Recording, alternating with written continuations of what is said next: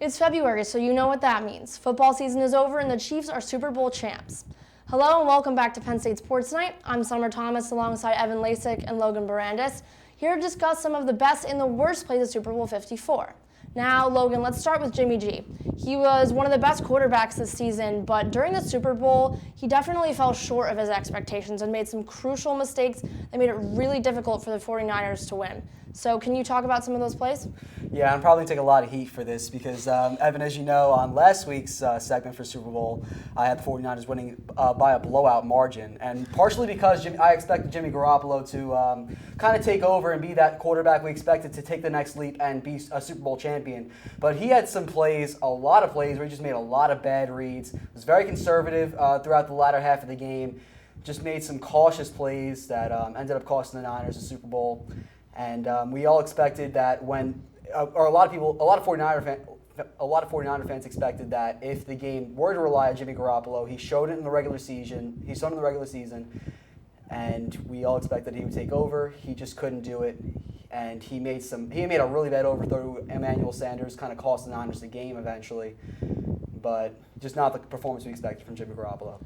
Yeah, as we were watching on there, Jimmy G made some crucial throws, but it was a little too late at that point. He was leading the whole time, and there were still too many mistakes that he was making. He missed this giant throw to Emmanuel Sanders, and you just can't miss that throw. I don't know what it was, if it was down to technique or he just simply forgot how to throw the football properly. But Emmanuel Sanders had a step, 2 steps on that guy right there. I think it was Fuller who was covering him. But you can't miss that throw, especially with 1:33 left in crunch time.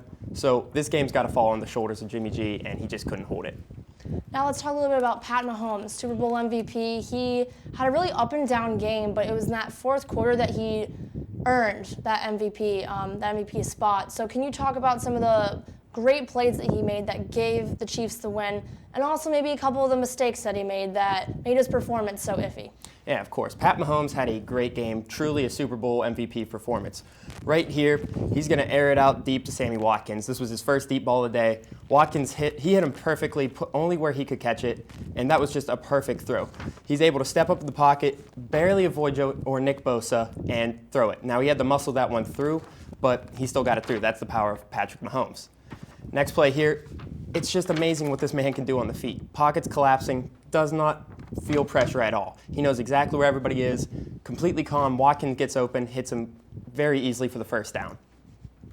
But what this kid can do is everything. Now, yes, he made a few bad throws like this one right here. That's a very difficult throw that you have to make, especially down 20-10. It doesn't matter in the end, they won, but he threw it right behind his number one guy. That's a very difficult catch. You can blame it on Tyreek Hill as much as you want, but stopping on a dime after running as fast as you can and trying to catch one behind you, that's not an easy thing to do. Now, this was probably one of his better throws of the day. Oh, not this one, sorry. But he's been doing that all day with the underthrows. Something's just not right there. He feels the pressure. He was able to step up. He may have gotten hit as he threw, but he was underthrowing a lot of the day. Now, Pat Mahomes here, this was his most beautiful throw. Beautiful rainbow throw right to Tyreek Hill, gets open, and hits him right on a dime. You can't get much better than that, honestly. Yeah, we talked about it a lot during the playoffs. Patrick Mahomes just proving in this game why he's an absolute master of a magician. Made some amazing throws that not a lot of quarterbacks can make in the NFL. And he made at least 2 or 3 of them in this game. And it ended up winning him the MVP trophy and ended up winning him a trip to Disney World, which MVP does get.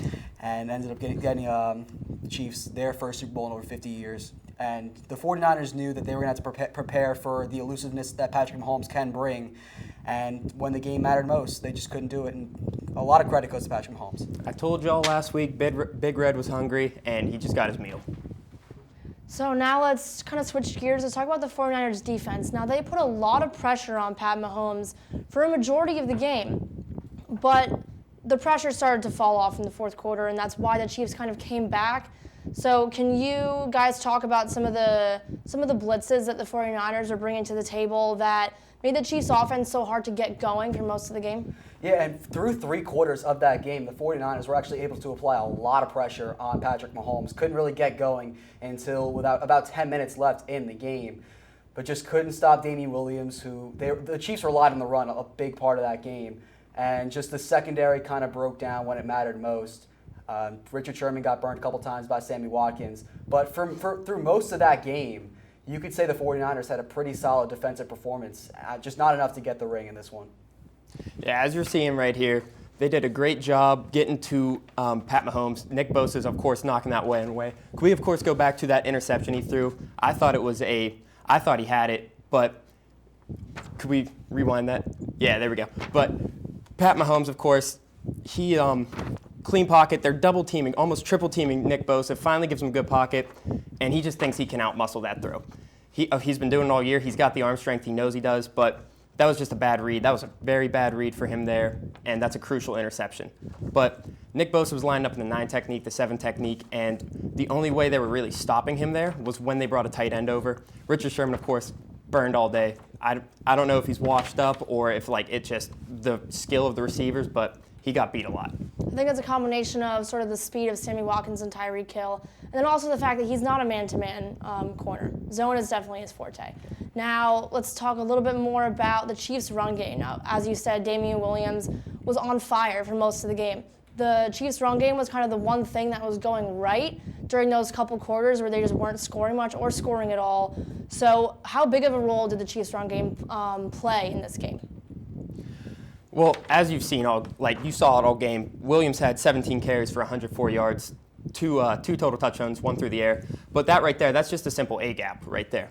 You run it to the 2-hole, and they just couldn't stop him. He just kept bouncing out. That was a beautiful play call. He's able to move it. They have it on designed as an outside run, but he's able to bounce it back, make a guy miss, and then plow through. Now, that's how you get yards in this game, especially against the San Francisco defense. It's not an easy team. This is beautiful play call on 4th and 2. The little pitch route, they were hitting the 9-hole and the 0-hole all day long, and it really showed. The outside stretch plays just demolished the 49ers on Super Bowl Sunday. But this was the best run of the day. It was just a simple little stretch route right to the 9-hole again, and they just can't stop it. If you run it inside, you have that fear of Williams bouncing it out, and he did that multiple times. Yeah, I think a lot of credit there goes to the play call of Big Red Andy Reid. All of those play calls in that clip were outside runs, just trying to get it away from that ferocious D-line the 49ers do have, get it away from Nick Bosa, all those guys, and just try and make those linebackers try and tackle Damian Williams, which for most of the game they really couldn't. And Damian Williams, Patrick Mahomes on the ground, just kind of muscling their way down the field against that 49ers defense for most of that game. And Williams did carry the load for most of the game until Patrick Mahomes ended up waking up in the end of the game.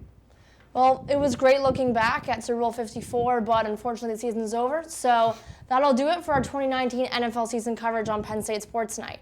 For Evan Lasek and Logan Bourandas, I'm Sommer Thomas. See you in April. Thank you for watching our latest edition of Penn State Sports Night. If you're a fan of our content, please be sure to subscribe to our YouTube channel for more clips. Also follow us on Twitter at PSSNTV and on Instagram at PSU Sports Night to keep up with the action. For all my colleagues, we are Penn State Sports Night.